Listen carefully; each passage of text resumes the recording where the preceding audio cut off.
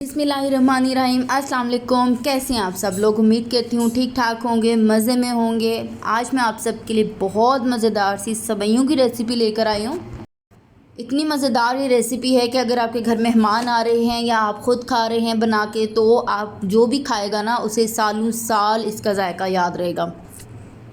अगर आपकी सेवइयाँ अकड़ जाती हैं, सॉफ़्ट नहीं बनती, तो मैं आपको बताऊंगी कि आप किस तरह से बिल्कुल नरम नरम और प्यारी खूबसूरत सी खिली हुई सेवइयाँ बना सकते हैं।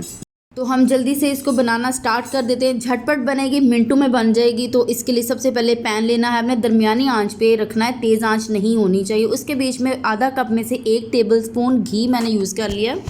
आप चाहें तो घी की जगह ऑयल भी यूज़ कर सकते हैं, देसी घी भी यूज़ कर सकते हैं, इवन के मक्खन भी यूज़ कर सकते हैं। अब यह गर्म होगा, हल्का गर्म, तो आपने इसके बीच में डाल देने हैं मेवे। मेवों में मेरे पास काजू हैं, उसके बाद पिस्ते हैं, ये दोनों चीज़ें मैंने डाल दी हैं फ़िलहाल। उसके बाद ये इसको कुछ सेकंड्स के लिए सौते करना है ताकि अच्छे से प्यारे से रोस्ट हो जाएं। हल्के से रोस्ट, पूरी तरह रोस्ट नहीं करना। उसके बाद आपने इसमें खोपरा डालना है। खोपरे का बुरादा 1 टेबलस्पून और किशमिश है इसमें 1 टेबलस्पून भर के। ये चीज़ें डाल दी हैं, कुछ सेकंड्स के लिए इनको सौते करना है और निकाल देना है। आंच इस दौरान आपने बहुत हल्की रखनी है, तेज़ आंच नहीं करनी। और किशमिश जो होती है मैंने पहले इसलिए नहीं डाली ना कि वो फूल पहले जाएगी और फिर जल भी सकती है। ठीक हो गया? ये चीज़ें हैं, आपने ध्यान रखनी है। उसके बाद इसमें आधा कप में से जो ऑयल कह रही हूँ, सॉरी, घी रहा बच गया था, वो मैंने इसमें डाल देना है।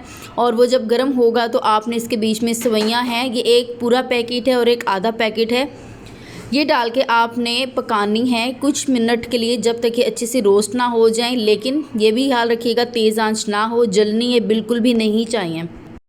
इस सारी रेसिपी में कमाल है तो आपकी आंच का कमाल है।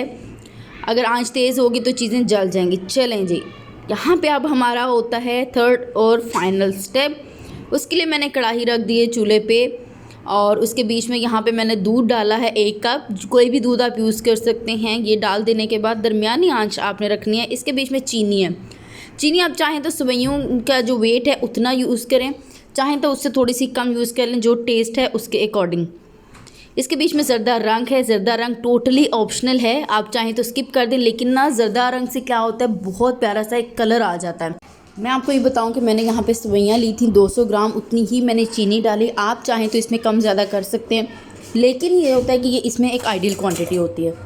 ये देखें जी, खूबसूरत सा हमारा कलर आ गया और उबाला आ गया। और तो इसके बीच में हमने डालनी है सेवइयाँ जो हमने रोस्ट की थी। अब मैं आपको बताती हूँ कि जो हमने मिल्क यूज़ किया ना, ये होता है जिसकी वजह से सेवइयाँ नहीं अकड़ती, बहुत ज़्यादा सॉफ्ट बनती हैं। पानी के शीरे से ना ये थोड़ी सी ना हार्ड हो जाती हैं। अब हमने इसके बीच में जो ड्राई फ्रूट्स रोस्ट किए थे वो डालने हैं और उसको अच्छी तरह से हिलाना है। और उसके बाद हमने इसको कवर करके 10 मिनट के लिए रख देना है, बिल्कुल हल्की आंच पे। 10 मिनट मैंने इसको रखा और ये देखें, इसका सारा जो शीरा एब्जॉर्ब हो चुका है पूरी तरह और ये बहुत खूबसूरत सी खिली खिली सी बन गई हैं।